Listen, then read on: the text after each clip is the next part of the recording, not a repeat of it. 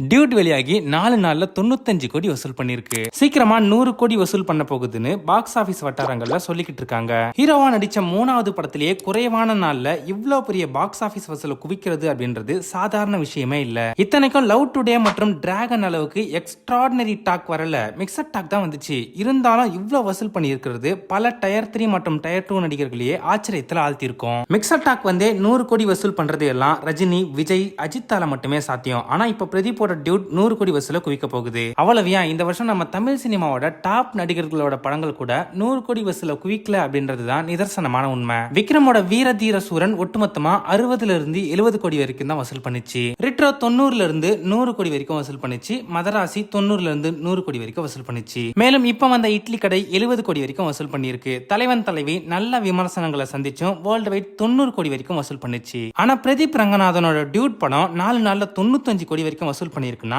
சாதாரண விஷயமே இல்ல. அதுலயும் 3வது படத்திலே இப்படிப்பட்ட ஒரு வசூல குவிச்சிருக்கு. சரியா இந்த ஜென் இசட் ரசிகர்களுக்கு ஏற்ப ஸ்டோரியை சூஸ் பண்ணி சரியா ப்ரமோட் பண்ணி கன்சிஸ்டன்டா வெற்றியை பதிச்சிருக்காரு பிரதீப் ரங்கநாதன். தனக்குன்னு டாப்பா ஒரு மார்க்கெட்டை உருவாக்கி இருக்காரு. அடுத்தடுத்த படங்கள்ல இதே மார்க்கெட்டை தக்க வச்சு அடுத்த கட்டத்துக்கு போவாரான்னு வெயிட் பண்ணி பார்ப்போம்.